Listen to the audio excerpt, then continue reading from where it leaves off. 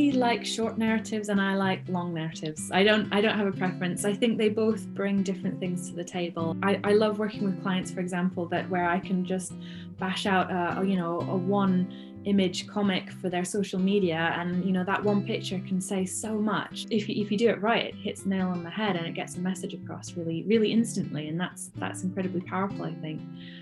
But equally, working on longer projects, it can be tougher. Again, it's like running a marathon sometimes, but I also think the rewards can be incredible as well from really sticking out those bigger projects. So I wouldn't say that I have a preference, but I think both are important in the world and serve different purposes.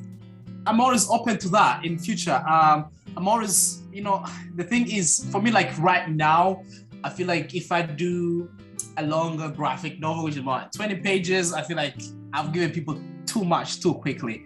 And I think leaving time for me to think about the next one I'm creating and how I can make it better, it makes me create my best work out.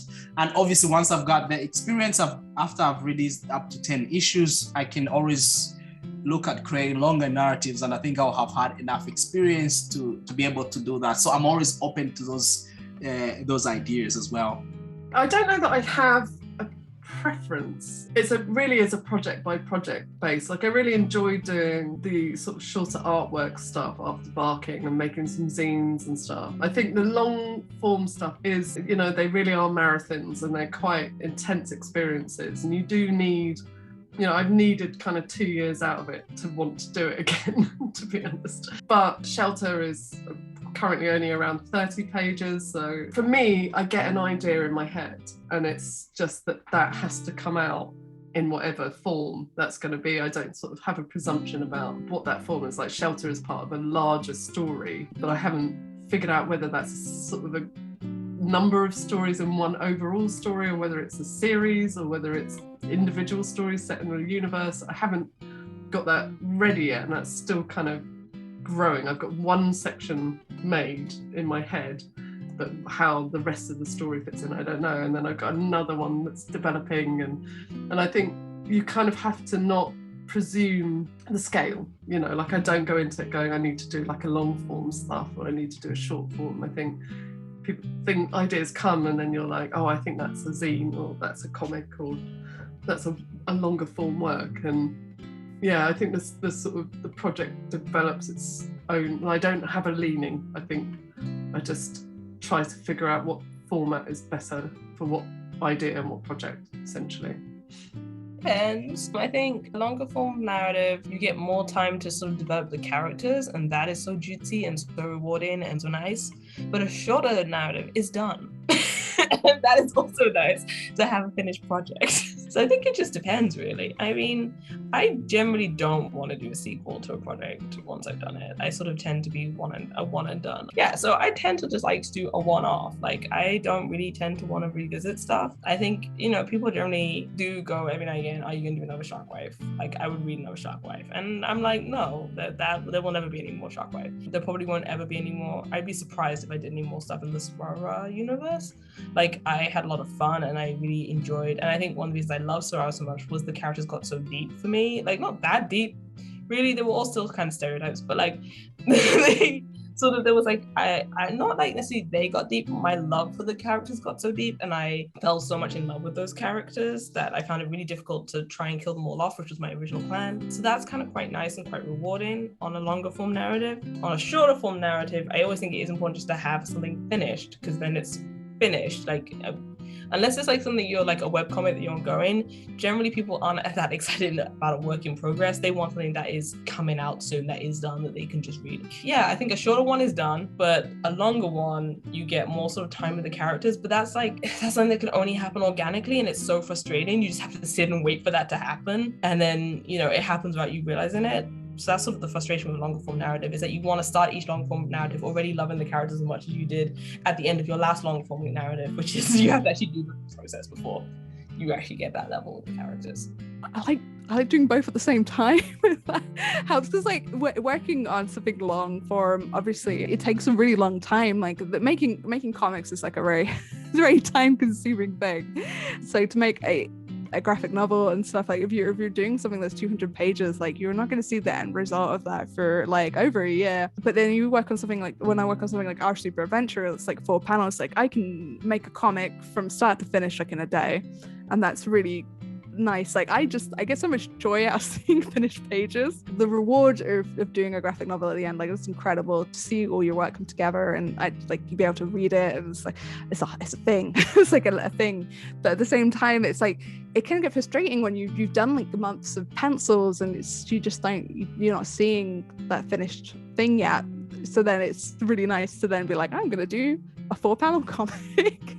I feel like with comics, a lot of folks are working on multiple things at the same time. I feel that's quite standard, and so I always do a super adventure like alongside my other projects, and I feel like that sustains me in a way to be able to have something that I'm making and finishing. Like I'm making finished pages alongside something that I know I'm not going to finish for months down the line. So that's really I don't know if that's a cheeky answer. Like I like to do both. Generally speaking, I like quite short narratives just because it means that I can wrap up a project nicely, you know? Then I get that sense of completion. So I quite like doing the whole, ooh, okay, that's done. Now to the next one, you know, so I like finishing things. So generally speaking, I like it if I'm hired to work on quite short things, because then I know, all right, that's going to be okay, because it's like I have got so many other things to work on. I don't like it if something drags on for too long. Like if a project that I'm working on like goes on for longer than a year or two, I start getting a bit, I start to lose it a little bit with it, because you know, so I prefer something to be kind of short and sweet, or like episodic, you know, like okay, like hire me for this, cool, all right, so I'll do that, and then maybe a year or two later they go, hey, you did this, can I hire you for this one? I'm like, yeah, sure, okay, you know, so I like things to be sort of like, you know, done, dusted, sort of like set out and everything. And then it also means, you know, I've got something and I go, hey, look out for this, it's coming out now, buy that, you know, so that's also nice as well. So yeah, generally speaking, if I'm working for somebody, I prefer something just to be ideally less than a year's time frame. Yeah. I mean, I kind of think that thinking about every aspect of what you're doing is important. You can be the best artist in the world, but if you're not thinking carefully about lettering, if you're also doing lettering, that is, that's part of the comic. It's like part of the experience of reading it. It's a big bit of it. Even if you're working like with letterers, thinking about where the speech bubbles are going to go in advance to make sure it flows through the page is huge. It can make the difference between your page like flowing beautifully and like being really impactful in the places that you want it to be and being paced right, or making it like actively impossible to read just because someone's like totally tripped up by reading everything in the wrong order and doesn't know what panel to go to next and stuff. Like even if you're someone that's like not really interested in sound effect, like what they look like that is still part of the comic. Similarly, I think that if you're really invested in the art and the vibe of a comic, that can still be the strength of it, that can still be great. But again, just like planning enough that you know that the plot is going to like make enough sense for the story that you want to tell. No advice is going to be one size fits all. Rules about like how many panels per page are not necessarily rules that you want to be thinking about it. You don't want to be cramming too much in, but again, maybe that's something that you want to do with the like emotional feeling of that page. I also think that like the readability is really important, and waiting on something and coming back and looking over it again. It's part of why I quite liked, even on a webcomic, thumbnailing. I'd thumbnail a whole book at a time and I would pencil most of a chapter at a time. And it means that by the time I'm coming back to it each time, I'm looking at a script that I did 3 years ago. So it's like fresh eyes on that and be like, oh, this was much too slow paced here. Oh, I can cut this bit, oh, I can add to this bit.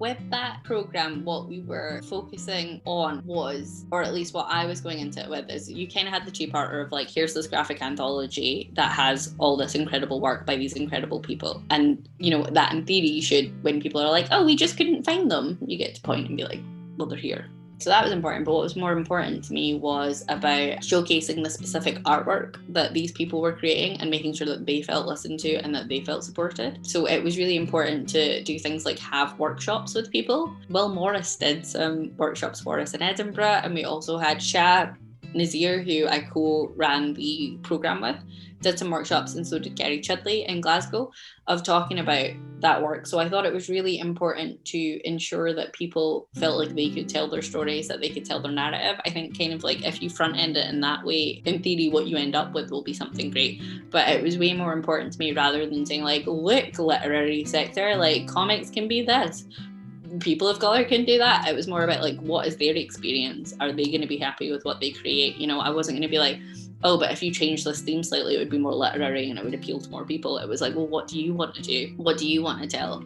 And placing the value on that, like, I really, maybe like a difficult setup if you say, this is the work you're creating, you create the work, and then at the end of it, when it has been received and ticked off by somebody with this sort of like literary aspect, this is when you've done a good job. And I never wanted to fall into that thing. Like, you know, it's not about approval of other people who have this status, whether real or imagined. It's about your experience of the process. So that was really important to me. And it was less showcasing the medium to others and saying, here are these people that have made this work, but showcasing the medium to the people that were working on it. And saying like, well, you should keep going. You should be in this industry. You should see yourself as part of this industry, and you should create excellent work. Though that project, because it was funded for a very short amount of time, there was no prospect for kind of follow-up work. I also left BHP before it kind of concluded. So I wish that there had been the scaffolding that could have been put in place for further opportunities and further things like that. So that was kind of, the way I was thinking about it. I think the difference is that I get the easy job. So I think, and don't get me wrong, I think parts of my job in academia are really creative and they can be really innovative in their own right. But those people who can distill ideas which are floating about in their hands onto paper in both word and image, or even if they're working as a team where one is a writer and one is an artist, I think for me that would be even harder. I think that is so skillful and so much talent that I don't need to worry about. Having said that, I would wager that it is a tiny bit easier to have a career as a comics creator than it is to have a career in comic studies in academia. I think I mentioned before, you know, there are so few comic scholars in the UK that exist just to do comic studies. They're always having to be in another department or doing something else at the same time. But I know it's also not easy for comics creators either, because I know you guys really bust your ass to make a successful career and to make ends meet as well. So I think there is a huge difference, but I do think I probably get the easier end of the stick on it.